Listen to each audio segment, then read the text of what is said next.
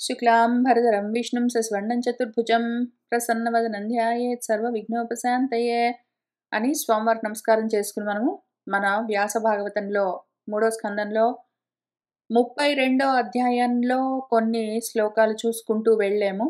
ఇందులో ఒక ముఖ్యమైన ఫండమెంటల్ బేసిక్ విషయాన్ని డిఫైన్ చేసుకుని అర్థం చేసుకుందాము. ఎందుకంటే ఇక్కడి నుంచి చెప్పుకుంటున్నదంతా దాని మీద ఆధారపడి ఉంటుంది కాబట్టి.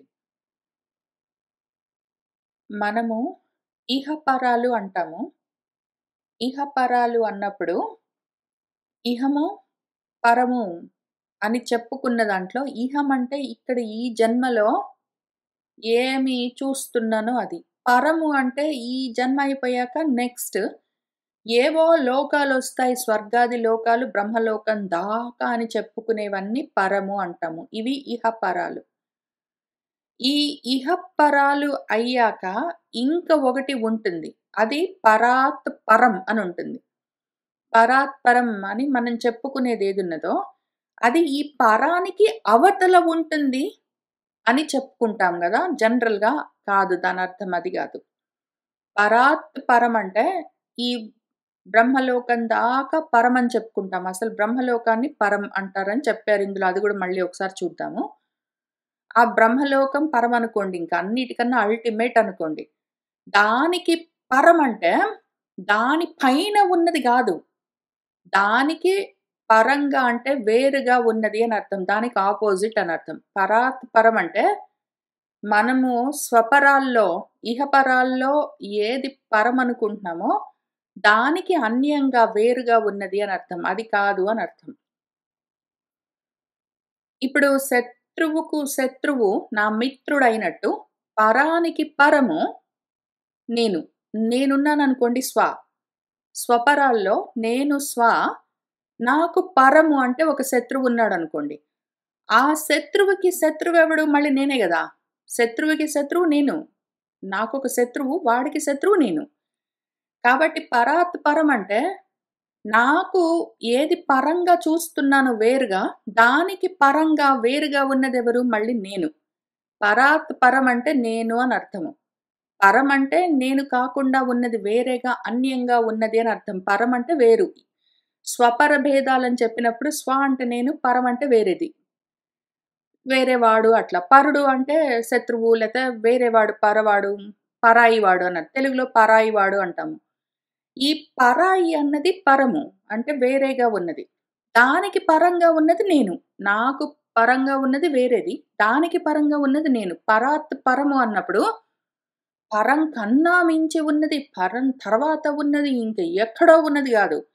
పరానికి పరం అంటే నేను కానిది పరము. నేను కానిది నాకు పరము. నేను కాని దానికి పరమైనది మళ్ళీ నేను.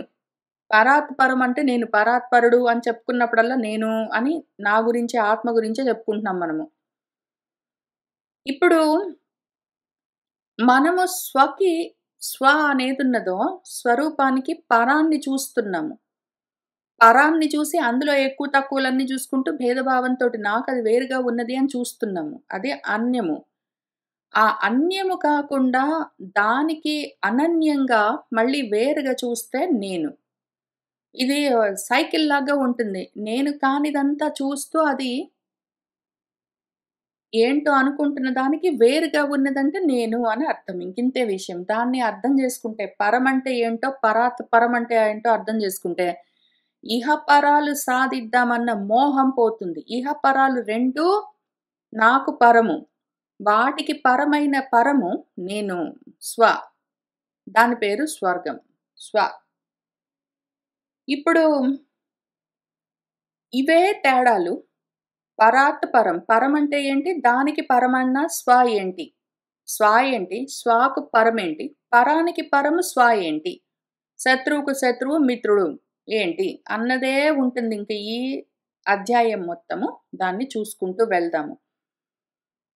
ఇక్కడ 4వ శ్లోకం దగ్గర యదా అహీంద్రశయ్యాయాం సేతే అనంతాసనః హరిః తదా లోకాః లయం యాంతి తే యేతే గృహమేధినాం అన్న శ్లోకం ఒకటున్నది. ఆ గృహమేధి ఉంటాడు, గృహస్థు. వాడు ధర్మాలనుకుంటూ ఆ గృహంలో ఉండి ఏవో కర్మలు చేస్తూ ఉంటాడు పాపము. ధర్మాలన్నిటిని కామం కోసం, అర్థం కోసం. ధర్మార్థ కామాల్లో అర్ధకామాల కోసము ధర్మాన్ని ఉపయోగిస్తూ ఉంటాడు. వాడు భగవత్ ధర్మానికి, ఆత్మ ధర్మానికి పరాంగుఖుడై ఉంటాడు. అంటే స్వకు పరమై ఉంటాడు. వాడిని వాడు చూసుకోడు. వేరేవి చూస్తూ ఉంటాడు వాడు. వాడిని వాడు చూసుకోడు. వేరే వాటిని చూస్తుంటాడు. ఆత్మకు పరాంగుఖుడై అంటే శత్రువును చూస్తూ అది కావాలి అని కోరుకుంటాడు. ఇహ పరం కావాలి. నాకు పరం కావాలండి, పరలోకాలు కావాలండి అంటే వాడు శత్రువును కోరుకుంటున్నాడని అర్థము. వాడు మిత్రుడిని కోరట్లేదు. పరం కోరితే వాడిని వాడు కోరుకుంటాడు. కాబట్టి నేను సుహృత్తును అని చెప్తుంటాడు. ఆత్మ పదార్థంగా ఉన్నప్పుడు భగవంతుడు నేను నీకు సుహృత్తును, నీకు మిత్రుణ్ణి అని ఎందుకు చెప్తాడు? శత్రువుకి శత్రువును అంటే నేను నువ్వో అని చెప్తుంటాడు. ఆ రకంగా పాపం వీళ్ళు కానది చూసుకోరు. పరం గావాలి అనుకుంటారు. నేను కాకుండా ఉన్నవి నాకు గావాలి అనుకుంటారేంటో, దానికోసం ఏవో పూజలన్నీ చేస్తూ ఉంటారు. శ్రద్ధగా అవన్నీ చేస్తూ ఉంటారు వాళ్ళు. ఎంత దూరం వెళ్ళినా మళ్ళీ వస్తారిక్కడికే.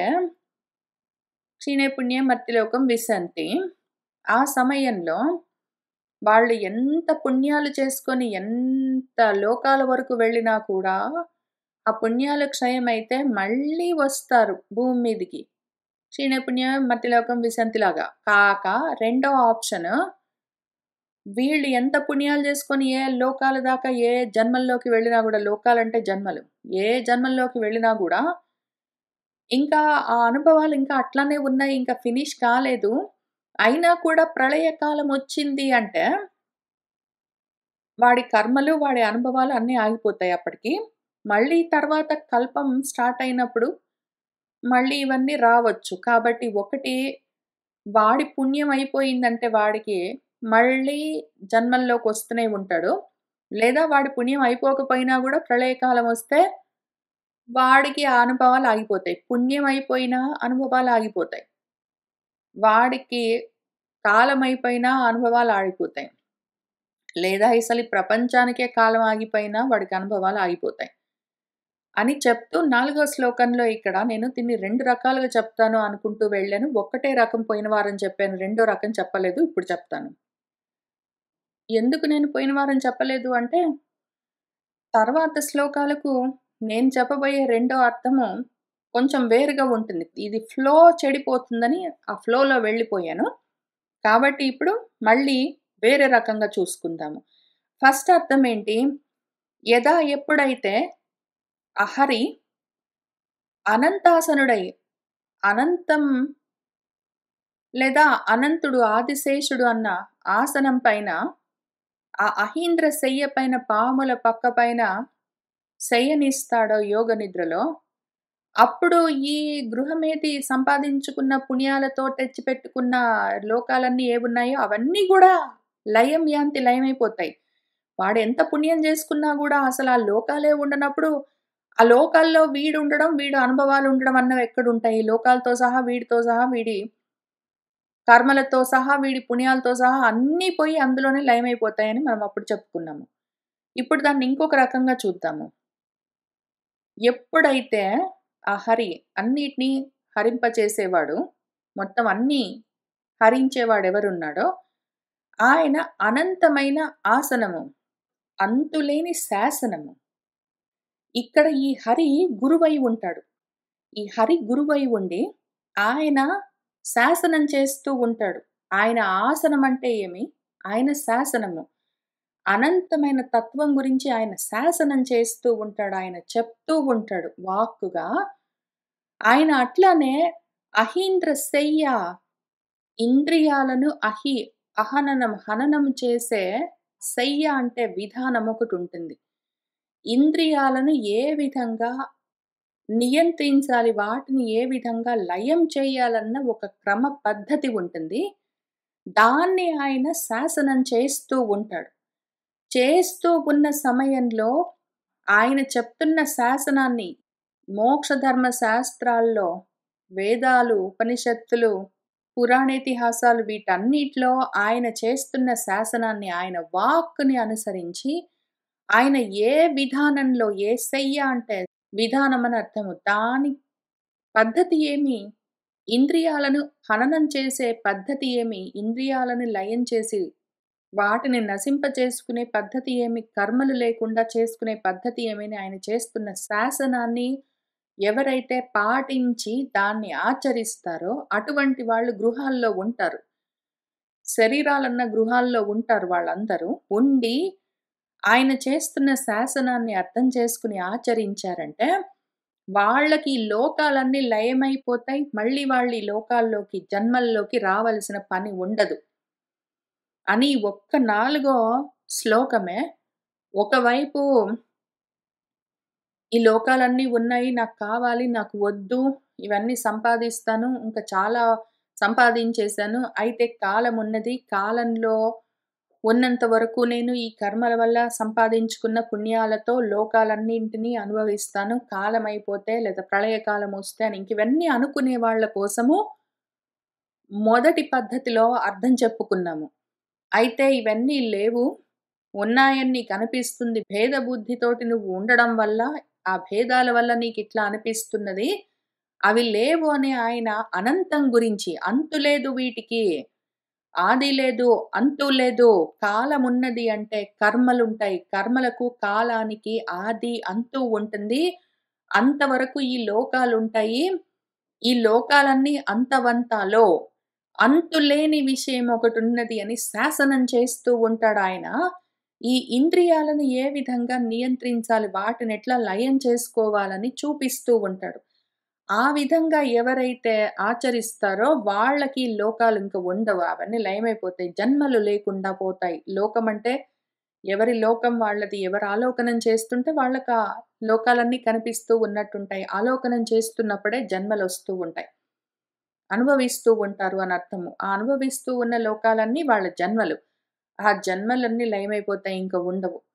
కాబట్టి అనంతాసనము అన్నప్పుడు అంతవంతమైన ఈ లోకాలు, జన్మలు, కాలాలు, కర్మల గురించి గాదు. అనంతమైన విషయం గురించి ఆసనం అంటే శాసనం చేస్తున్నవాడు ఇంద్రియాలను హననం ఎట్లా చెయ్యాలి అన్న విధానాన్ని నేర్పిస్తాడు. అది తెలుసుకుని చేసిన వాళ్ళకి ఇంక లోకాలుండవు అని ఈ శ్లోకానికి అద్వయపరంగా అర్థము. అద్వయం కావాలని ఆత్మ సాధన చేస్తున్న వాళ్ళ కోసము చెప్పుకుంటున్న అర్థం. ఇప్పుడు మళ్ళీ మన పరం గురించి చూద్దాము. పరం, ఇహం పరం, స్వ పరం, పరాత్ పరం అని ఈ టర్మ్స్ గురించి అవి ఏంటి చెప్తున్నాయి గురించి మనకు క్లియర్‌గా ఒక ఐడియా ఉండాలి. లేకపోతే పరాత్ పరం అంటే పరానికన్నా అవతల ఉన్నది. ఇహ పరాలంటే ఇదిగో ఇక్కడ ఉన్నవన్నీ ఇహము, పరం అంటే ఇంకేంటో గొప్పగా కలిగే మోక్షము అని ఇట్లా రకరకాలుగా అజంప్షన్స్ తోటి ఐడియాస్ జనరల్‌గా ఉండడం గాదు. యాక్చువల్‌గా వీళ్ళేం జెప్తున్నారో మనకు తెలియాలి. ఇది ముఖ్యము మనకు. ఇప్పుడు వ్యాసుల వారేం చెప్తున్నారు అన్న విషయం మనకర్థం గావాలి. ఆయన ఏ యాంగిల్ నుంచి చెప్తున్నారు. మనం చదువుకుంటున్న గ్రంథాలన్నీ మనం చదువుకుంటున్న స్క్రిప్చర్స్ అన్నీ రాస్తున్న వాళ్ళు ఏ యాంగిల్ నుంచి రాస్తున్నారు, ఏ ఉద్దేశంతోటి రాస్తున్నారో, వాళ్ళ టర్మ్స్ ఏంటి, టర్మినాలజీ ఏంటి, దానికి డెఫినిషన్స్ వాళ్ళే ఇస్తారు. అవి మనకు ముందు తెలియాలి. ఒకవేళ రాస్తున్న రైటర్ గురించి మనకర్థం గాకపోతే, ఆయన రాసిచ్చిన దాన్ని మనం సరిగ్గా అర్థం చేసుకోలేము. ఎందుకంటే మనం ఆయన ఏ ఉద్దేశంతోటి చెప్తున్నాడో తెలియకపోతే మనం సొంతంగా ఊహించుకుంటాం. దాంతో ఆయన చెప్తున్నదోటి మనకర్థమయ్యేదోటుంటుంది. మనం ఎప్పుడైనా రామాయణం చదువుతున్నప్పుడు వాల్మీకి హృదయం తెలియాలి. ఆయన ఏ యాంగిల్ నుంచి చెప్తున్నాడో, ఎందుకు చెప్తున్నాడో ఒక కన్నేసి ఉంచాలి దాని మీద. ఆ రైటర్ మీద మనకొక చూపుండాలి. ఆయన ఏ దృష్టితోటి చెప్తున్నాడో అని ఆయన దృష్టికోణము మనకు తెలిసి ఉండాలి. అందుకని ఆయన మీద మనం ఒక దృష్టి ఉంచాలి. అట్లానే ఇక్కడ వ్యాసుల వారు ఎట్లా చెప్తున్నారో మనం అట్లా అర్థం చేసుకోవాలి. ఆయన ఏ దృష్టితోటి చెప్తున్నారో అని. వైశేషికుల గురించైనా అంతే, లేదా సాంఖ్యుల గురించైనా అంతే, అద్వైతుల గురించైనా, ద్వైతుల గురించైనా వాళ్ళు ఎక్కడి నుంచి చెప్తున్నారో, ఏ దృష్టితో చెప్తున్నారు, ఏ దృక్కోణంతోటో పాయింట్ ఆఫ్ వ్యూ మనకు తెలియాలి. ఎందుకిది అవసరము? ఏదో చదువుతున్నామంటే చదువుతున్న వస్తువు ఒకటే గాదు. చదువు చెప్తున్న వాడి గురించి గూడా మనకు తెలియాలి.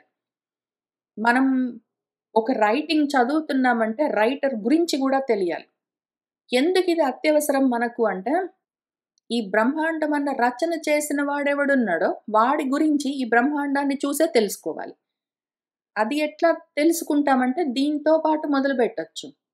ఈ రైటర్ అన్నవాడు వాడు ఏమి రాసిచ్చాడో, వాడు రాసిచ్చిన ఈ శ్లోకాల్లో, పద్యాల్లో, ఈ గ్రంథాల్లో నుంచే వాడిని మనం తెలుసుకోవాలి.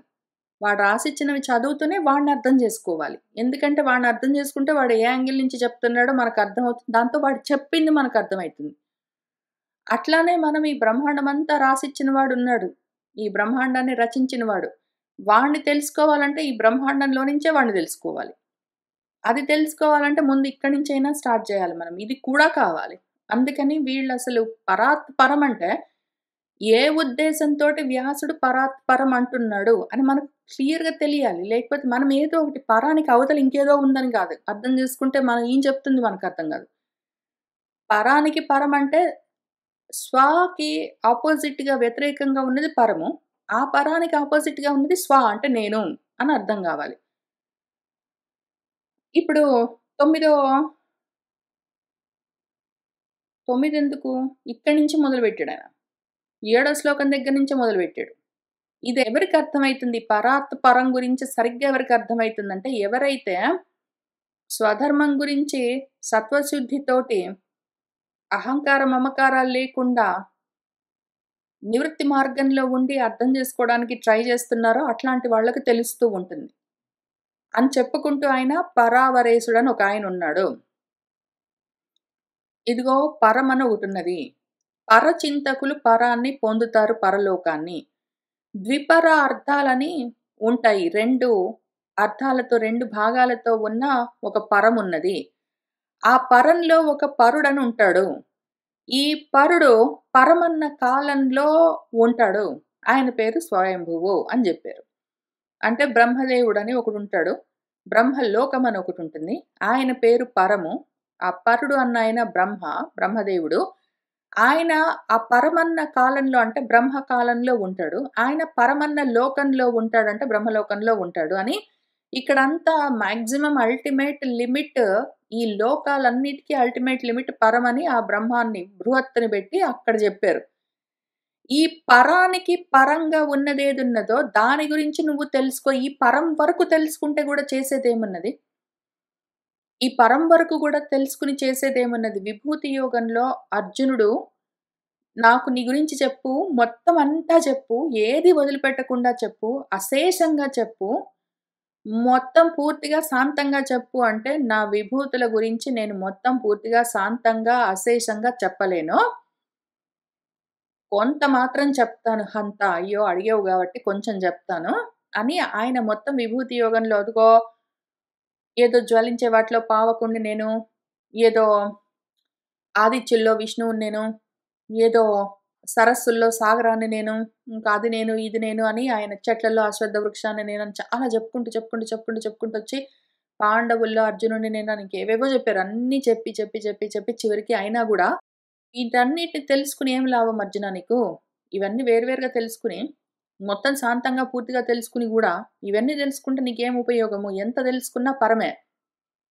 నువ్వు పరం గురించి తెలుసుకోవాలంటే స్వ గురించి తెలుసుకో. పరం గురించి ఎంత తెలుసుకున్నా ఒకటే. నువ్వు పరం గురించి ఎంత తెలుసుకున్నా అనాత్మ. ఆత్మ కాదు గదా! స్వ కాదు గదా! పరమే గదా!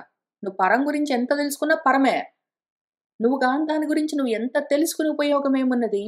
నువ్వయిన దాని గురించి నువ్వు తెలుసుకో. అనాత్మ గురించి గాదు. నా ఆత్మ నువ్వు కాని దాని గురించి నువ్వు బ్రహ్మలోకం దాకా, బ్రహ్మగారి దాకా, ఆ కాలం దాకా, ఎంత కాలం దాకా, ఎన్నాళ్ళు, ఎన్ని జన్మలు, ఎంత వరకు తెలుసుకున్నా, నువ్వు కాని విషయం ఎంత తెలుసుకుంటే మాత్రం ఉపయోగమేమి? నువ్వయిన విషయం గురించి నువ్వు తెలుసుకో అని ఆయన అందులో కూడా చెప్తారు. మరైతే నేను కాని విషయాలన్నీ ఎందుకు ఇన్ని పద్యాల్లో, ఇన్ని శ్లోకాల్లో, ఇన్ని పుస్తకాల్లో, ఇన్ని చోట్ల రాసిస్తారు? వేదం ఎందుకు చెప్తుంది అంటే, ఇది కాదు అని తెలుసుకోవడమే నువ్వు అవును అని తెలుసుకోవడం. నువ్వు అన్నది మళ్ళీ నువ్వు సెపరేట్‌గా నీ గురించి నువ్వెట్లా తెలుసుకుంటావు? నువ్వు కానివన్నీ నువ్వు నేను అనుకుంటున్నావు కాబట్టి, నువ్వు కానివన్నీ ఇవి నేను కాదు అని తెలుసుకోవడమే నీ గురించి నువ్వు తెలుసుకోవడం. అందుకని వీటిని తెలుసుకోవడం. అందుకోసం వాటిని సాధించడం కోసం గాదు. పరాలన్నీ ఉన్నాయి అంటే పరాల్ని సాధించడం కోసం గాదు. ఇవన్నీ పరము అంటే ఓహో! ఇవన్నీ నేను కాదు నాకు సంబంధం లేదు. ఇంత మాత్రమే గాదు నేను. ఇవన్నీ కాక, ఇవన్నీ అయ్యి, ఉన్నదంతా ఏదున్నదో అది నేను అని తెలుసుకోవడం కోసం వీటిని తెలుసుకోవడానికి. అంతేగాని పరం దాకా ఉన్నాయంటే అవన్నీ నేను పరిగెత్తుకుంటూ పోయి సంపాదించేస్తాను గాదు. ఏం ఉపయోగము నువ్వు కానివన్నీ నువ్వు సంపాదిస్తే? అదే విషయము. అని ఇక్కడ ఈ పరం గురించి పరం, పరం, పరం, పరం, పరం అని చెప్పి ఇంతకేం చెప్పారు? మొత్తం అంతా చెప్పి, అయితే అయింది నువ్వు గాదు. ఏం ఉపయోగం? నువ్వు దాన్ని నీకు వేరుగా ఇంకోటున్నది పరంగా ఉన్నది. అది నాకు కావాలి అనుకున్నంత వరకు, ఆ భేద దృష్టి ఉన్నంత వరకు నువ్వు మళ్ళీ మళ్ళీ జన్మల్లోకొస్తావు. ఇంక అదే విషయం ఇంకెళ్ళని జెప్పారు. ఇప్పుడు ఆ తర్వాత యోగుల గురించి చెప్తున్నారు. యోగులుంటారు. సిద్ధులుంటారు. ఇక్కడ యోగులని 10వ శ్లోకంలో, సిద్ధులని 12వ శ్లోకంలో ఈ మాటలన్నీ వాడుతూ ఉన్నారు. వాళ్ళు ఋషులు గావచ్చు, యోగులు గావచ్చు, యోగేశ్వరులు గావచ్చు, సిద్ధులు గావచ్చు, ఎవ్వరైనా గావచ్చు. వాళ్ళు పరమొకటున్నది అది నాకు కావాలనుకున్నంత వరకు మాత్రము, ఆ బుద్ధి పోనంత వరకు, సిద్ధులు కలిగితే మాత్రం ఏమి ఉపయోగము? బుద్ధులు మారనంత వరకు, భేద బుద్ధి మారనంత వరకు, ఆ బుద్ధి శుద్ధి కానంత వరకు వాళ్లకు మళ్ళీ మళ్ళీ జన్మలుంటాయి అని చాలా ఖచ్చితంగా చెప్పారు. ఆ తర్వాత 15వ శ్లోకం దగ్గర మనం మొన్న ఆపాము. ఇంతకీ ఏమి చేస్తామంటే మనము పరమేష్టి పదం అని ఒకటుంటుంది. ఆ ఐశ్వర్యం, విభూతి. విభూతి యోగంలో భగవద్గీతలో కృష్ణార్జున సంవాదంలో ఏమి చెప్పారో, ఆ ఐశ్వర్యమంతా ఉంటుంది. పరంలోకం దాకా, బ్రహ్మలోకం దాకా ఉంటాయి. మంచిది. అక్కడి దాకా వెళ్ళి అవన్నీ ఎందుకొస్తాయి? నీ ధర్మాల వల్ల, నీ కర్మల వల్లే వస్తాయి. ఇవన్నీ నువ్వే నిర్మించుకున్నావు పైగా. ధర్మంగా కర్మలు చేస్తూ, పుణ్యకర్మలనుకుంటూ, ధర్మకర్మలనుకుంటూ, ధర్మాలనుకుంటూ ఏవేవో చేసుకుంటూ నువ్వు ఏవేవి చేసుకుంటూ వెళ్ళావో, వాటన్నిటి వల్ల ఈ లోకాలన్నింటిని నువ్వే నిర్మించుకుంటావు. ఆ ఐశ్వర్యాలన్నీ బ్రహ్మలోక ఐశ్వర్యం దాకా కావాలంటే నువ్వు నిషేవ్య సేవించి, అనుభవించి, మళ్ళీ మనసు కదిలిందంటే, నీ గుణాల్లో వ్యత్యాసం కలిగిందంటే మాత్రం మళ్ళీ పునః తిరిగి వస్తావు. అట్లానే అందరూ ఆయాంతి వస్తూ ఉంటారు. వీటితోటి మనకు సుఖం లేదు. మరి మనకేమి కావాలి? చాలా ఇంట్రెస్టింగ్‌గా ఒక 11వ శ్లోకంలో ఇక్కడ చెప్పారు. మళ్ళీ 22వ శ్లోకంలో చెప్తారు. మళ్ళీ చెప్తూనే ఉంటారు. కాబట్టి సర్వభూతాల యొక్క హృత్కమలాల్లో ఉన్నవాడెవడో, వేదాల వల్ల తెలియబడే వేదవేద్యుడెవడో, అటువంటి ఆ తత్వాన్ని నువ్వు ఆశ్రయించు. దాన్ని చేరుకో. ఇది పరాత్ పరము. ఇది పరాత్ పరము. అంటే దీన్ని చేరు నువ్వు అని ఆయన చెప్తూ ఉన్నారు. అయితే నీలో ఉన్నది అన్ని ప్రాణుల్లో, హృత్కమలాల్లో ఉన్న తత్వం ఏమున్నదో అది తెలుస్తూ ఉన్నది అంటే మళ్ళీ అది సాకారము.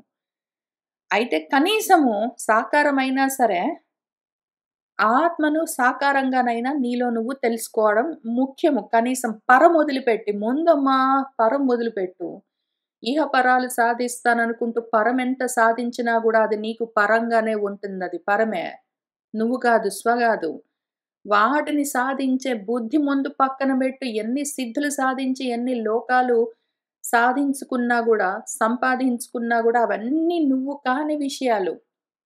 బుద్ధి మార్చుకో నువ్వు. సిద్ధి పక్కన బెట్టు. నువ్వు సాధించవలసిందేమి నిన్ను నువ్వు చేరడము. కాబట్టి ముందు కనీసము సాకారంగా, సగుణంగా నీలోనే ఉన్న తత్వాన్ని కనీసం అక్కడైనా ముందు చూస్తూ ఉండు అని 11లో చెప్పారు. మళ్ళీ ఇక్కడ మనము పరాత్ పరం అని చెప్పుకున్నట్టు, పరం వేరు, పరానికి పరం అని ఒకటున్నదని చెప్పుకున్నాం గదా! ఆ పరానికి పరము నేను అయి ఉన్నానని చెప్పుకున్నట్టే, పరమేష్టి గురించి గూడా మళ్ళీ ఉంటాయి. ఇక్కడొక పరమేష్టి చెప్తారు. మళ్ళీ ఇంకా కిందికి వెళ్ళినప్పుడు ఇంకొక పరమేష్టి చెప్తారు. కాబట్టి మళ్ళీ పరమేష్టి గురించి గూడా అర్థం చేసుకుందాము. పరమేష్టి అన్నప్పుడు పరమస్థానంలో ఉన్నదెవరో, పరమస్థానంలో పరమ పదం అంటాము లేదా పరమ పదమన్న స్థానమన్న అదే. ఆ పరమ స్థితిలో ఉన్నదేంటో అది పరమేష్ఠి. ఇప్పుడు ఈ పరం అని ఏదున్నదో అంటే పరము నేను గాదు. నేను నాకు పరంగా ఉన్న స్థానం ఏమున్నదో అది బ్రహ్మలోకం దాకా బ్రహ్మకాలం వరకు బ్రహ్మ అన్న పేరుతో అని చెప్పుకున్నవన్నీ. కాక ఆ పరానికి అంటే నేను కాని పరమేదున్నదో, దానికి పరమైన నేనున్నది. అది మళ్ళా పరం స్థ. ఆ పరానికి అంటే ఏదైతే నేను కాకుండా ఉన్న పరమున్నదో దానికి పరమైన, పరాత్ పరమైన స్థితి అంటే స్వస్థితి అని అర్థము. ఇక్కడ 15లో పరమేష్ఠి అన్నప్పుడు పరం గురించి చెప్తున్నారు.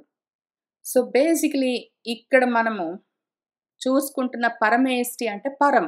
స్వాకి ఆపోజిట్‌గా ఉన్న పరం. నేను కాకుండా ఉన్నదంతా అనాత్మ స్థితి, దాన్ని పరమేష్ఠి అని పిలుస్తున్నారిక్కడ. పరమస్థితిలో ఉన్నది అని. దానికి పరం మళ్ళీ శత్రువుకి శత్రువు మిత్రుల్లాగా పరానికి పరం, పరాత్ పరమైన స్థితి అంటే స్వస్థితి. ఇక్కడ మళ్ళీ 22 శ్లోకంలో ఈ పరమేష్ఠిని చేరో అని చెప్తారు. కాబట్టి పరము, పరాత్ పరము 2 అర్థం కావాలి. పరమేష్ఠి అంటే ఏ పరమేష్ఠి? నేను కాకుండా ఉన్న పరమస్థితిలో ఉన్నదా?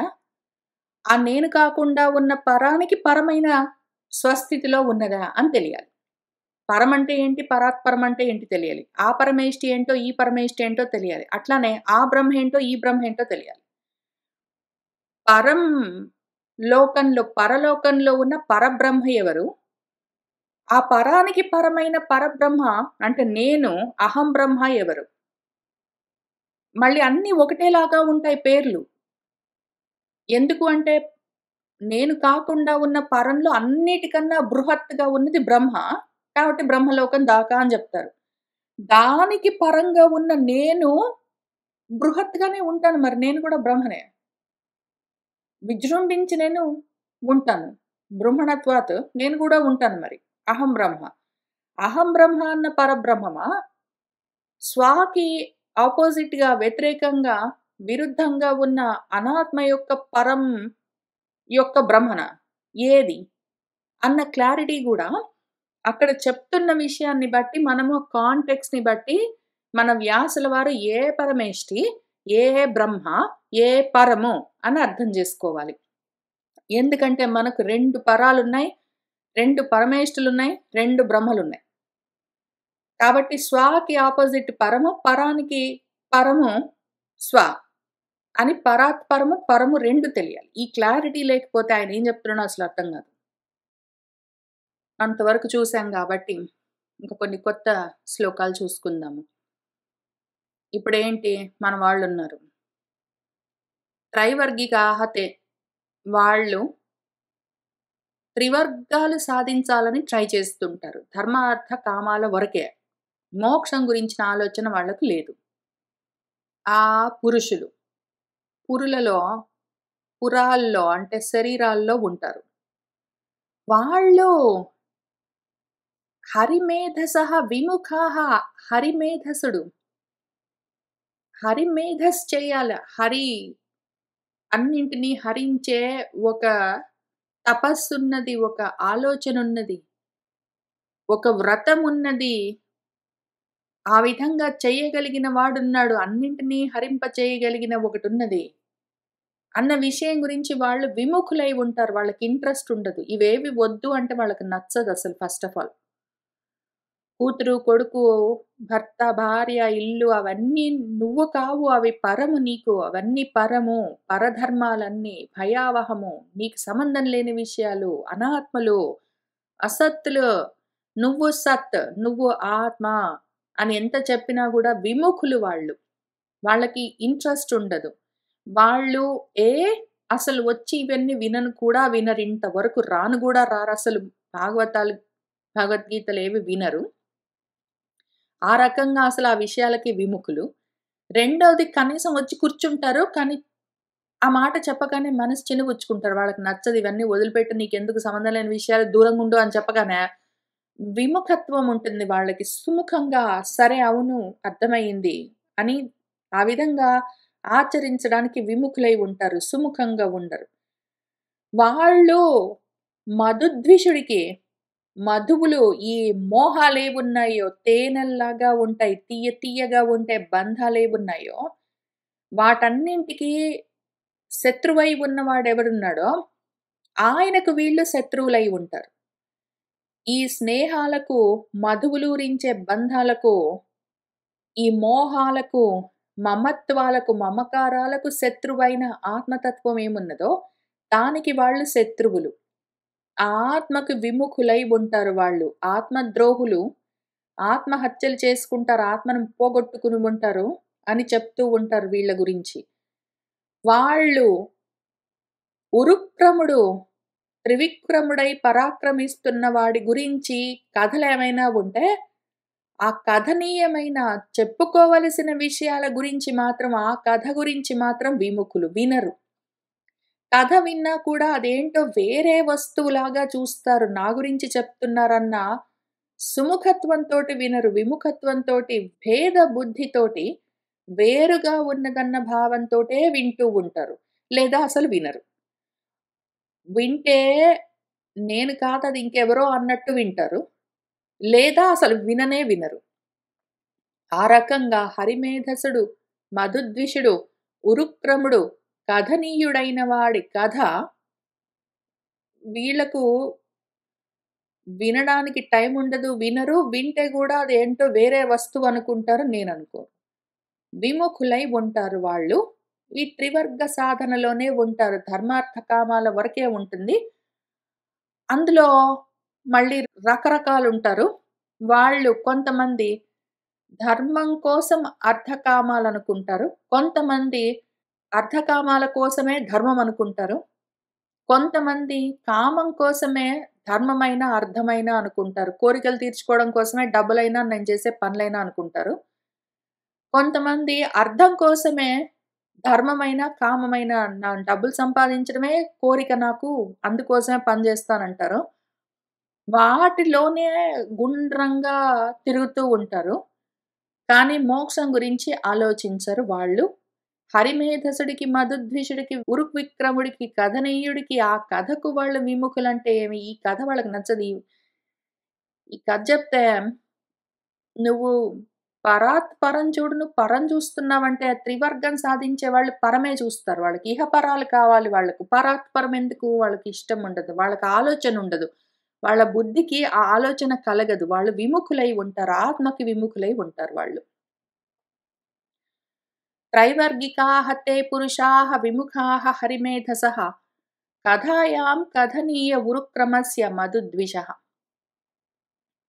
నూనం దైవేన విహతాః యే చ అచ్యుత కథా సుధాం హిత్వా శృణ్వంతి అసత్ గాథాః పురీషమివ విడ్భుజః. ఇంకా ఎందుకో మరి భగవంతుడికి అంత కోపం వస్తున్నది. ఇంకా ఆయన తిట్లలోకి దిగుతున్నారు. కథనీయమైన కథ ఏమైనా వింటారా? ఆహా! ఇవొద్దు. హరిమేధస మధుద్విష ఉరుక్రమ కథనీయమైన కథ వద్దు. మనకు కావాల్సినవి అసత్ గాథలు కావాలి. అసత్ విషయాల గురించి మాత్రం చాలా ఇంట్రెస్ట్‌గా వింటాము. సత్ విషయం చెప్తామంటే ఒకటి అసలు విననే వినరు. చాలా మంది అసలు ఇటు జోలికి రారు. రెండోది వింటే గూడా నాకు సంబంధం లేని విషయం అదేంటో ఇంకొకటున్నది, వేరేగా ఉన్నదని వింటుంటారు.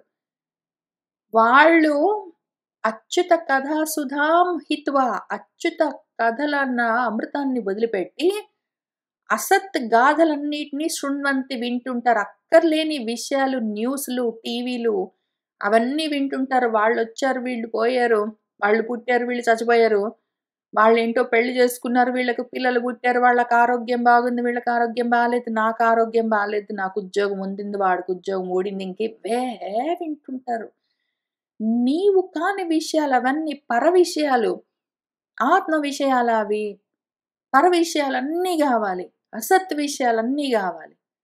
వాళ్ళందరూ ఎవరైతే ఉన్నారో వాళ్ళందరూ దైవేన విహతాః ప్రారబ్ధంతోటి అట్లా ఉంటారు. వాళ్ళ ప్రారబ్ధంతో దెబ్బతింటారు వాళ్ళు. ప్రారబ్ధంతో దెబ్బతింటారు వాళ్ళు. అంటే మృత్యువు పొందుతారు వాళ్ళు. ప్రారబ్ధ కర్మలయిపోయాయంటే జరిగేదేంటి? కాలం ఆగిపోతుంది. ఆ జన్మకి మృత్యువొస్తుంది. వాళ్ళకదే కలుగుతుంది. వద్దురా! వద్దురా! నీకు సంబంధం లేని విషయం రా. అసత్ విషయాలవన్నీ. అసత్ గాథలు నీకెందుకు సంబంధం లేని విషయాలు, పర విషయాలన్నీ ఇహపరాలనుకుంటూ వాటి గురించి ఆలోచిస్తావు. ఎందుకా పరచింతన నీకు? ఎందుకా పరచింతన, ఆత్మచింతన వదిలిపెట్టి అట్లా ఉంటావో? ఎంత చెప్పినా గూడా పరచింతకులు ఇంతవరకే ఉంటారు. ఎంత దూరం వెళ్తే మాత్రం ఏం ఉపయోగం అని ఎంత చెప్పినా సరే ఆ పరచింతనతోటుంటావు. ఆత్మచింతన ఉండదు. అట్లాంటి వాళ్ళు ఎట్లాంటి వాళ్ళంటే, వాళ్ళందరూ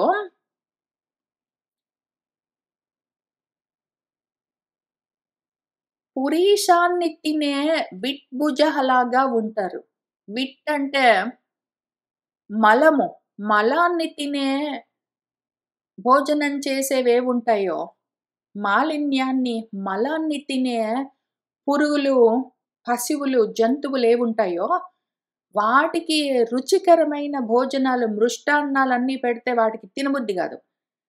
అవి ఈ మూత్రం, మలంలో ఉండే పురుగులు, మలాన్ని తిని బ్రతికే జంతువులేవుంటాయో, అవి మాటి మాటికి వద్దని చెప్తే గూడా ఇంక మంచి ఉన్నదిరా చూడరా అని చూపిస్తే గూడా, ఆ జంతువులన్నీ మళ్ళీ బోయి ఆ పురీషాన్నే తింటాయి కావాలని. వాటికవి ఇష్టము. ఒకవేళ ఏదైనా ఒకటి పురీషాన్ని, మలాన్ని తినే జంతువుందనుకోండి, దాన్ని తీసుకొచ్చి దానికి మంచి అన్నం ఏమైనా పెడితే గూడా, పళ్ళో ఏమైనా కాయగూరలు, అన్నం అట్లాంటివేవైనా మంచివి పెడితే గూడా, అదప్పటికి తిన్నా గూడా దానికి రుచించదది. మళ్ళీ బోయి మలమే తింటుంది. ఆ రకంగా ఈ కథలన్నీ చెప్తే గూడా అసలు వినడానికి రారు. విన్నా గూడా మళ్ళీ ఆ అసత్తు విషయాలు, ఆ మలాన్ని భుజించి సంతోషించే జంతువులాగా పోయి ఆ మలినమైన, మాలిన్యమైన మలం లాంటి మలాన్ని భుజించడం లాంటి కథలన్నీ వినడానికి అటు పరిగెత్తుకుంటూ పోతారు వీళ్ళు. ఏమైతారు? ప్రారబ్ధం చేత దెబ్బతింటారు. మళ్ళీ చచ్చిపోతారు వాళ్ళు. మృత్యువులే ఉంటాయి. మళ్ళీ జన్మలుంటాయి. మళ్ళీ మృత్యువులుంటాయి. పురుగుల్లాగా పుడుతూ ఉంటారు. పోతూ ఉంటారు.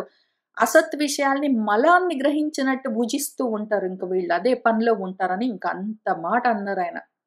అంత మాటన్నారు.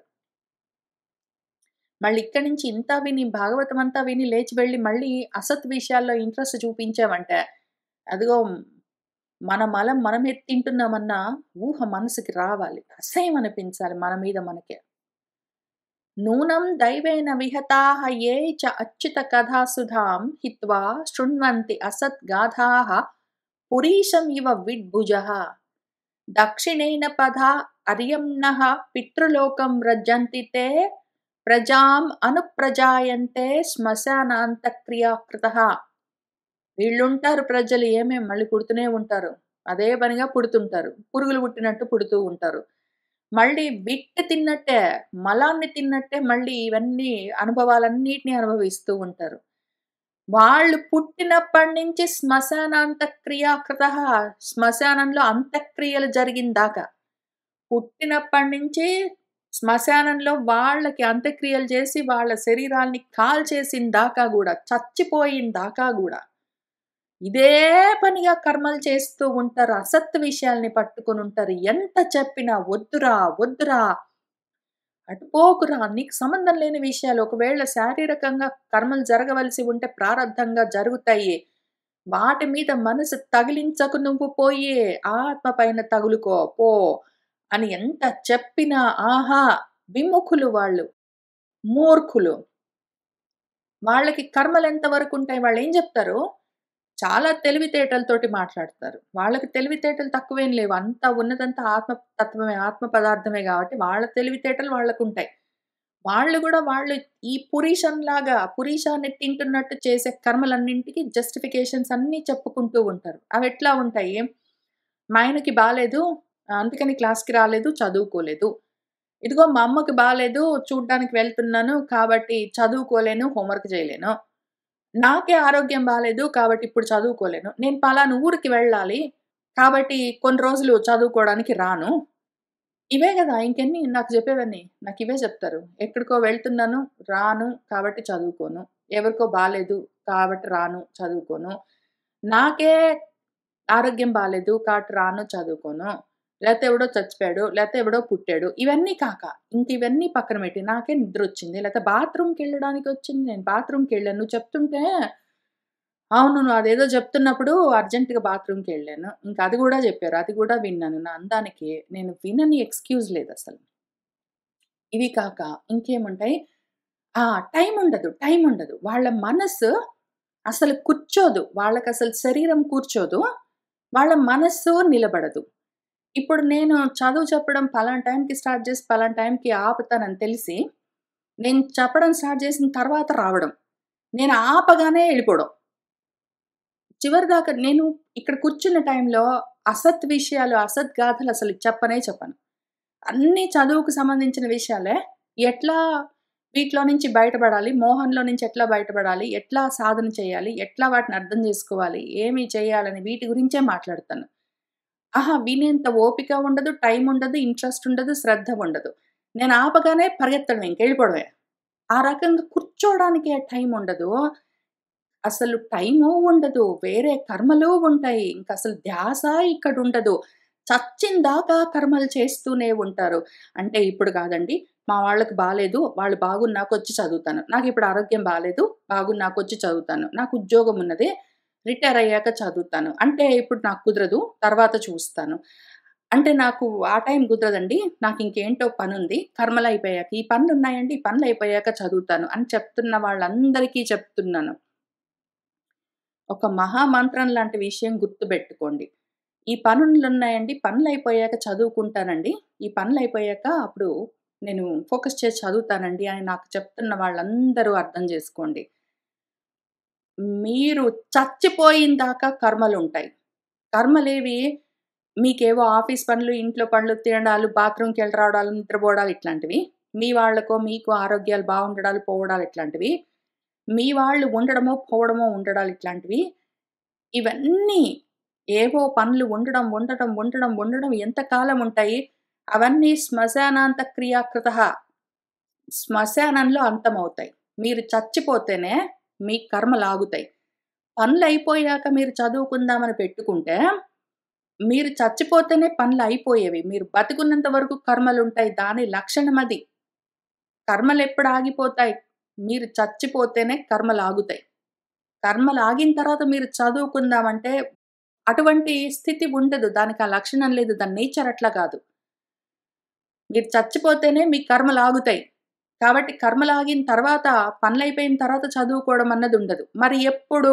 ఏంటి చేయాలి అంటే, దానికి అపోజిట్ ఒకటి విరుగుడున్నది. మీరు కర్మలు తెలివితేటలతో, జ్ఞానంతో ఆపారంటే మాత్రం బ్రతికిపోతారు. మీరు చచ్చిపోతేనే కర్మలాగుతాయి. మీరు కావాలని కర్మలను ఆపారంటే, తగ్గించుకుంటూ వెళ్లారు, ఆపేశారంటే మీరు బ్రతికిపోతారు. మీరు చచ్చిపోయారంటే కర్మలాగుతాయి. అది మృతత్వం. మళ్ళీ జన్మలొస్తాయి. మీరు కర్మలాపారంటే మాత్రం బ్రతికిపోతారు. అది అమృతత్వం. బతికుండగానే ఆ కర్మలు చేస్తూనే ఎవరికో ఆరోగ్యం బాగుంది, బాలేదు, వాడున్నాడు, వీడు పోయాడు, నాకు ఆఫీసుంది, రిటైర్ అయ్యాను, అన్నం వండుకున్నాను, తిన్నాను, బాత్రూమ్‌కెళ్ళొచ్చాను, నిద్రపోయాను, ఇంక అది చేశాను, ఇది చేశాను అవన్నీ చేస్తూనే వాటిని తగ్గిస్తూ చదువు పెంచుతూ పోవడము, బ్రతికిపోవడము, అమృతత్వం వైపుకి వెళ్ళడము. అవన్నీ అయ్యాక చదువుకుంటానంటే చావు వైపుకు వెళ్ళడము. శ్మశానానికి వెళ్తున్నారని అర్థము. అర్థం చేసుకోండి, మానుకోండి. చెప్పవలసిన బాధ్యతుంది చెప్తున్నాను. శ్మశానంతోటే మీ బోడి క్రియలన్నీ, కర్మలన్నీ అంతమయ్యేవి. అవయిపోయాక చదువుకుందామని వద్దామంటే ఇంక మీరుండరు ఫస్ట్ ఆఫ్ ఆల్ కర్మలాగేయంటే. ఎందుకు ఆగుతాయి? జ్ఞానంతో ఉన్నప్పుడు కర్మలాపితే జన్మలుండవు అది వేరే విషయము.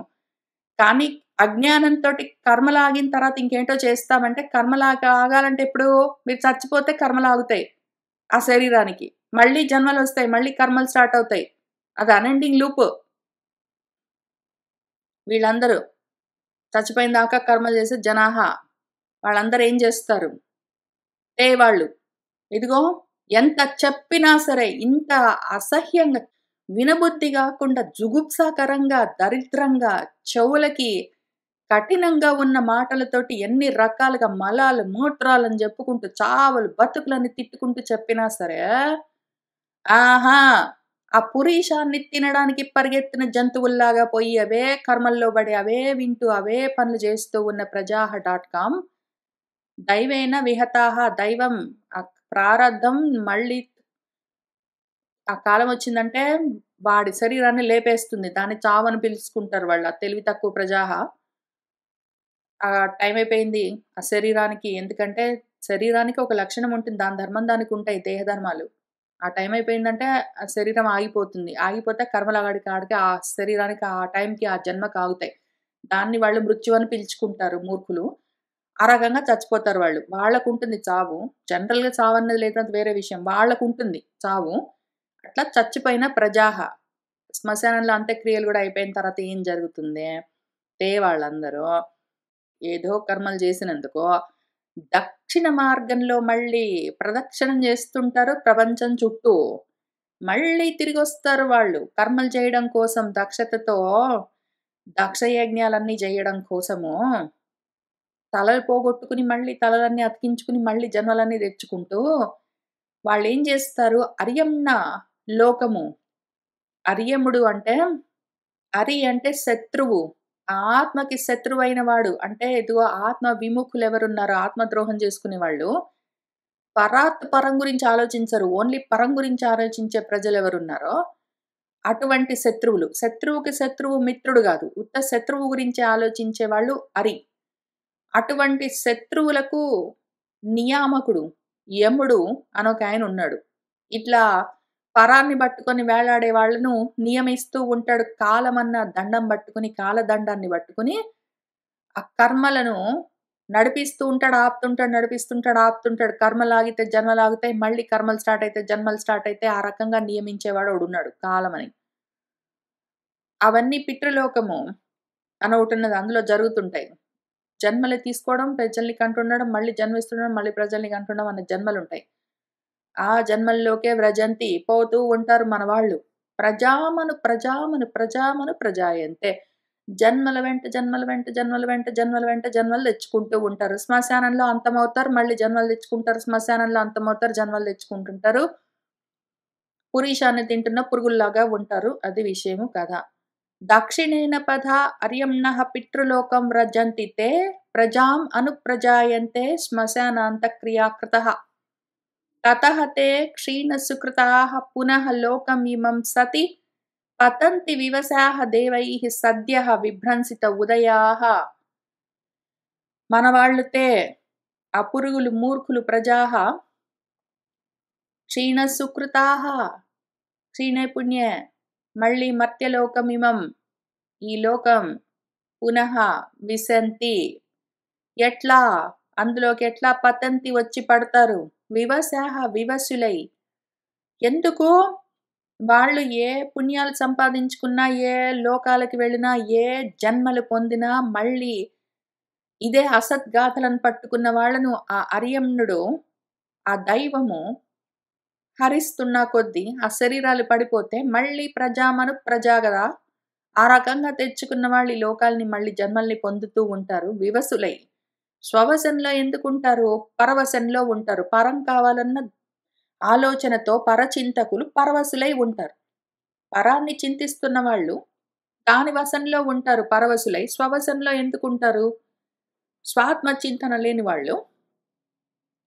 ఆ రకంగా ఉన్నవాళ్ళు ఎప్పటికైనా పైకొస్తారా అంటే, ఇదిగో దేవైః విభ్రంసిత ఉదయాః వాళ్ళ భాగ్యోదయమంతా దేవతల చేత భ్రంశమైపోతూ ఉంటుంది మాటి మాటికి.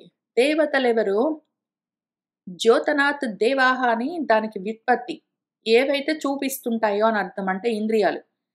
ఇంద్రియాలు మనసుతో సహా 11 ఇంద్రియాలుంటాయి మనకు. అవి కదిలాయంటే మళ్ళీ భ్రంశము. వాడు భ్రష్టమైతాడు. జారుతాడు మనవాడు. జారి మళ్ళీ వచ్చి పతంతి ఈ లోకంలో జన్మలో పడతాడు వాడు. వాడికి అసలు ఏమి కంట్రోల్ ఉండదు. ఒక పక్కన వాడిని కాలం కంట్రోల్ చేస్తుంటుంది. నియమిస్తుంటుంది యమమై. ఒక పక్కన వాడు చచ్చిపోతేనేమో బతికున్నంత సేపు, చచ్చిపోయినంత సేపు వాడిని కాలం కంట్రోల్ చేస్తుంటుంది. వాడు చచ్చిపోయినంత సేపు, బతికున్నంత సేపు వాడి ఇంద్రియాలు కంట్రోల్ చేస్తుంటాయి మనసేంద్రియాలు. వాడు బ్రతికున్నంత వరకు వాడి ఇంద్రియాలు కంట్రోల్ చేస్తాయి, కిందికి తోస్తుంటాయి. వాడు బ్రతకడం, చనిపోవడం అన్నది వాడి కాలం కంట్రోల్ చేస్తుంటుంది. ఈ మధ్యలో కర్మలున్నాయనుకోని మూర్ఖుడేవో చేసుకుంటూ తిరుగుతుంటాడు. కర్మల వల్ల ఏవో లోకాలొస్తాయంటాడు.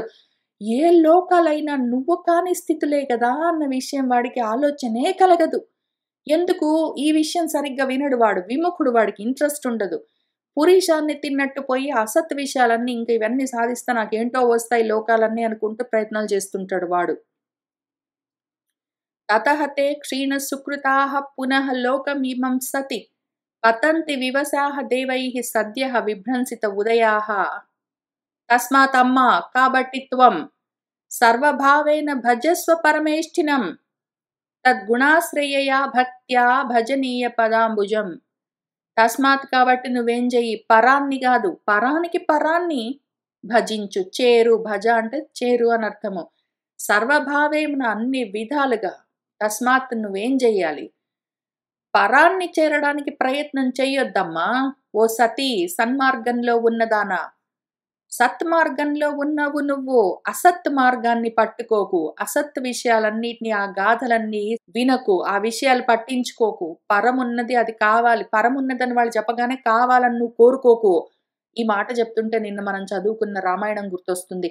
రామాయణంలో భరద్వాజుల వారు భరతుడికి పెట్టే పరీక్షలో ఇంకా మ్యాజిక్ లాగా ఆంబింబూం పట్టని ఎన్ని లోకాలు నుంచి ఏవేవో సామాన్లు తీసుకొచ్చి అసలు ఎంత అందమైన సుందరమైన ఒక నగరాన్ని మొత్తాన్ని అక్కడ నిర్మాణం చేయించారు విశ్వకర్మతో పాటు. ఇంకా పాలతోటి ఉన్న నదులు ఏంటో, అన్నాల కుంభాలు, రాసులు రాసులు, ఇంకా అవి ఇవి అని ఏంటేంటో ఉన్నాయి.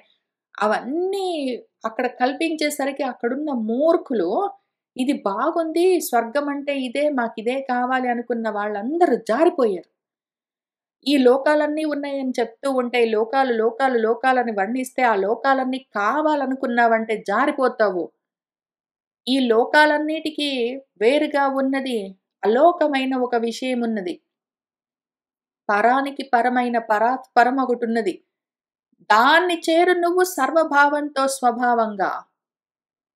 నువ్వు నీ స్వరూపాన్ని నీ స్వభావంతో చేరాలి. అసత్తుని స్వరూపంగా అసత్ జ్ఞానంతో అజ్ఞానంతో పట్టుకున్నావంటే జారిపోతావు. కాబట్టి జాగ్రత్త. ఏ పరమేష్ఠిని కోరుకుంటున్నావు, ఏ పరాన్ని కోరుకుంటున్నావని నీకు తెలియాలి.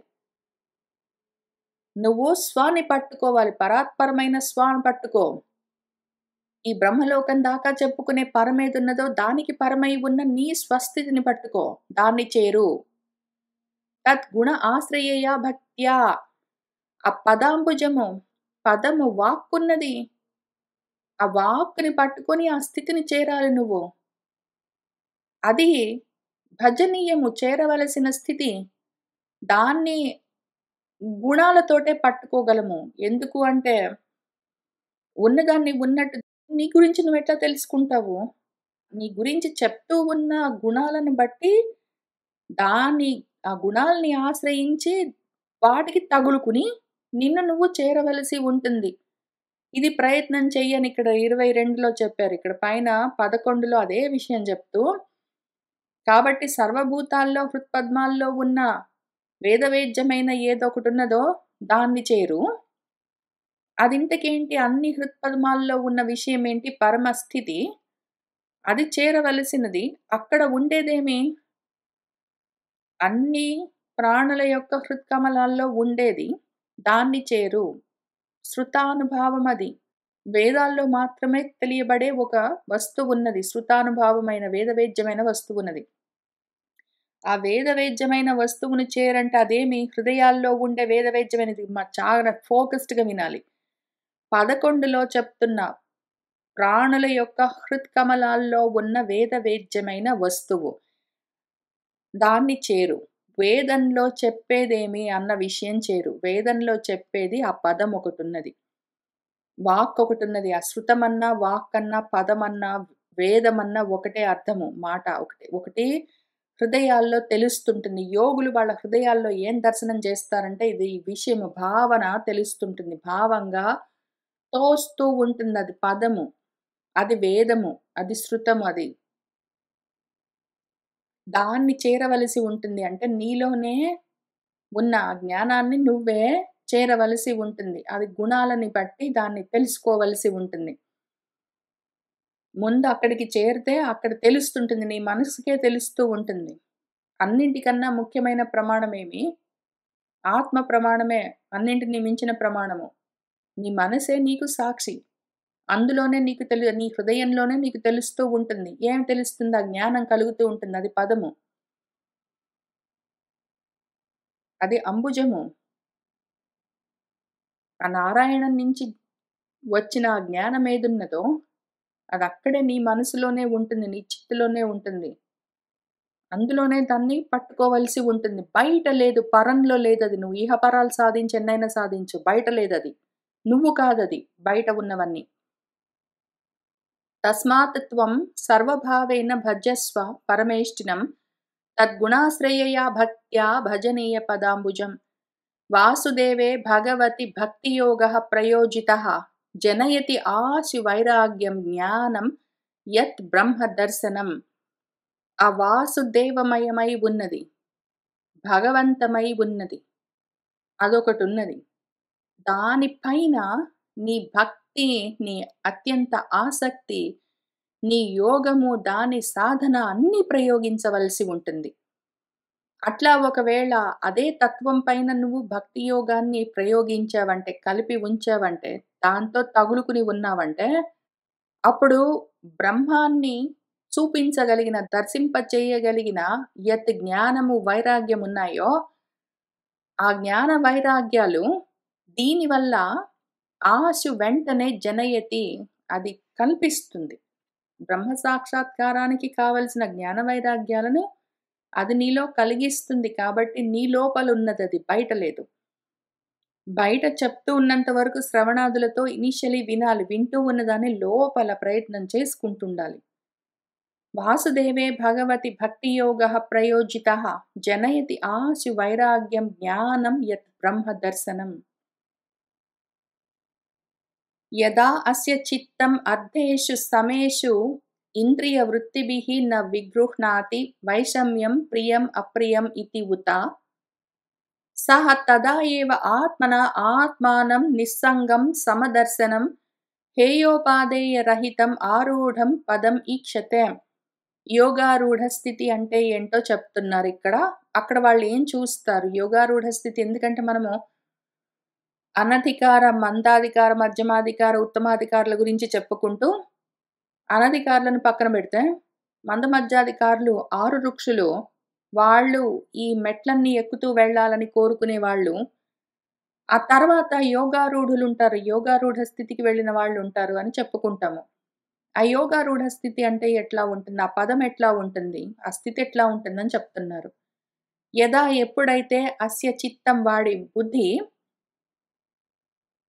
ఇంద్రియ వృత్తిభిః సమేషు ఇంద్రియ వృత్తులుంటాయి. ఇంద్రియాలకు ధర్మాలుంటాయి. కన్నుంటే చూస్తుంటుంది, చెవులుంటే వింటుంటాయి, మనసుంటే తెలుసుకుంటుంటుంది. అవన్నీ ఇంద్రియ వృత్తులేవున్నాయో, ఆ వృత్తుల యొక్క అర్థాలుంటాయి. కంటికి చూడడం అన్నది దాని ధర్మమైతే, చూసేందుకు దృశ్యం అన్నది దాని అర్థము. చెవికి వినడం అన్నది ధర్మమైతే, శబ్దం అన్నది దాని అర్థము. వీటన్నిటిలో అది సమంగా ఉంటుందది. దేనికి ఉద్వేగపడదు, దేనికి కుంగిపోదు. పొంగు లేదు, కుంగు లేకుండా సమంగా ఉంటుందో, ఎప్పుడైతే ప్రతి దాంట్లో, ప్రతి ఇంద్రియ అర్థాల్లో, అన్ని విషయాల్లో ప్రియం, అప్రియం అంతా ఒకటేలాగా చూస్తుందో, వాటిలో వైషమ్యం, విగుణము వేరువేరుగా ఎక్కువ తక్కువలను విగృహ్ణాతి పట్టుకోదో, ఎప్పుడైతే కళ్ళకు చూడడం, చెవులకు వినడం, నోటికి తినడం, మాట్లాడడం, ఏదో చేతులకు పట్టుకోవడం, వదిలిపెట్టడం, స్పర్శలు అవి ఇవి ఏవేవి ఉన్నాయో దశేంద్రియాలు ప్లస్ ఒక మనసు ఏకాదశ ఇంద్రియాలకి వాటికి ఏవో వృత్తులుంటాయి, వాటి ధర్మాలుంటాయి, వాటికేవో అర్థాలుంటాయి, విషయాలుంటాయి. వాటిలో ఏదైనా సరే నాకిది ఇష్టమని గాని, ఇష్టం లేదని గాని, ప్రియాప్రియాలు ఏవి పట్టించుకోకుండా ఉన్నదంటే చిత్తము, తదా అప్పుడు అది ఆత్మానం తనను తాను తెలుసుకుంటుంది. ఇవన్నీ పట్టుకోకుండా ఉంటే తనను తాను పట్టుకుంటుంది. అసత్ విషయాలు పట్టుకోకుండా ఉంటే సత్తుని, తన స్థితిని, తనను తానది పట్టుకుంటుంది. తనెవరు? ఆత్మ ఏంటి? నిస్సంగం, దేనికి తగులుకోకుండా ఉండేది. సమదర్శనం, అంతటా సమంగా చూస్తూ ఉండేది. ముఖ్యంగా, అన్నింటికన్నా ముఖ్యంగా హేయోపాధేయ రహితం. హేయము వదిలిపెట్టాల్సింది లేదు, ఉపాధేయం పట్టుకునేది లేదు. ఆత్మను పట్టుకోవడం ఎట్లా పట్టుకుంటాము? నన్ను నేను ఎట్లా పట్టుకుంటాను? నన్ను నేను ఎట్లా పోగొట్టుకుంటాను? నన్ను నేను పట్టుకునేది లేదు, పోగొట్టుకునేది లేదు అన్న స్థితి ఎప్పుడు కలుగుతుందో, అన్న ఆలోచన, బుద్ధి ఎప్పుడు కలుగుతుందో, అది యోగారూఢ స్థితి. అది ఆరూఢం పదం. అక్కడికి వెళ్ళినప్పుడే వాడికి ఈ విషయం తెలుస్తుంది. నేను నన్ను తెలుసుకుంటాను, నన్ను నేను పట్టుకుంటాను, అయ్యయ్యో! నన్ను నేను పోగొట్టుకున్నాను అన్నవన్నీ ఎంతవరకుంటాయి? ఆరురుక్ష స్థితి వరకు కూడా ఉంటాయి. బుభుక్ష స్థితిలో వాడేవో అనుభవాల కోసం వాటి వెంట పడ్డప్పుడు ఆత్మ గురించి ఆలోచనే ఉండదు వాడికి. పట్టుకోవడం మొదలుపెట్టడం తర్వాత విషయం. ఆత్మ గురించి వాడికి ఆలోచనే ఉండదు. వాడిని పక్కన పెడితే ముముక్షువులు ఎవరున్నారో మోక్షకాంక్షులు వాళ్ళందరూ ఆత్మను తెలుసుకుందామని బయలుదేరుతూ ఉన్నవాళ్ళు, ఎప్పుడైతే ఆత్మను పట్టుకోవడం లేదు, వదిలిపెట్టడం లేదు, నన్ను నేను పట్టుకోవడం, వదిలిపెట్టడం ఎట్లా ఉంటుంది అని వాడికి ఎప్పుడైతే తెలుస్తుందో అప్పుడు వాడు యోగారూఢ స్థితిలో ఉన్నాడని అర్థం. యదా అస్య చిత్తం అర్థేషు సమయేషు ఇంద్రియ వృత్తిభిః న విగృహ్ణాతి వైషమ్యం ప్రియం అప్రియం ఇతి ఉత సహ తదా ఏవ ఆత్మన ఆత్మానం నిస్సంగం సమదర్శనం హేయోపాదేయ రహితం ఆరూఢం పదం ఈక్షతే అన్న చోట 25వ శ్లోకం దగ్గర ఇవాల్టికి ఆపుదాము. మళ్ళీ 26వ శ్లోకం నుంచి వచ్చే వారం కలిసి కూర్చొని చదువుకుంటూ ముందుకు వెళ్దాము. ఒక్కొక్కసారి నేను చాలా కఠినంగా మాట్లాడతాను. ఎందుకు అంటే, మీ ఎవరితో నాకు ప్రేమ లేదు, ద్వేషము లేదు. మీరు నాకు బంధువులు గాదు, శత్రువులు గారు. అంతా సమానమై ఉన్న ఆత్మతత్వంగానే చూడ్డానికే నేను సాధన చేసుకుంటున్నాను. అయితే ఒక్కొక్కసారి మనసులు వినవు. కర్మలున్నాయని పరిగెత్తుతున్న మనసుల్ని కూర్చోబెట్టడం అవసరం గాబట్టి, ఎక్కడెక్కడైతే గురువులు తీవ్రంగా మాట్లాడతారో, నేను కూడా అంతే తీవ్రంగా మనసులకి మాత్రమే చెప్తూ ఉంటాను. పరిగెత్తుతున్న మనసులకి కూర్చోమని చెప్పినప్పుడు ఒక్కొక్కసారి తీవ్రంగా చెప్తే వింటుందన్న ఆలోచనతోటి గురువులు ఎప్పుడైతే ఆ మాటలు అంత తీవ్రంగా వాడుతారో, నేనంతే తీక్షణంగా చెప్పడానికి ప్రయత్నం చేస్తాను. మీ ఎవరి మీద నాకు ప్రత్యేకంగా ప్రేమ లేదు, ద్వేషం లేదు, ఇష్టము లేదు, కష్టము లేదు. నాకు ప్రియులు లేరు, అప్రియులు లేరు. అటువంటి స్థితిలోనే ఉండడానికే ప్రయత్నం చేసుకుంటున్నాను. సర్వం శ్రీకృష్ణ పరబ్రహ్మ పాదారవిందార్పణమస్తు.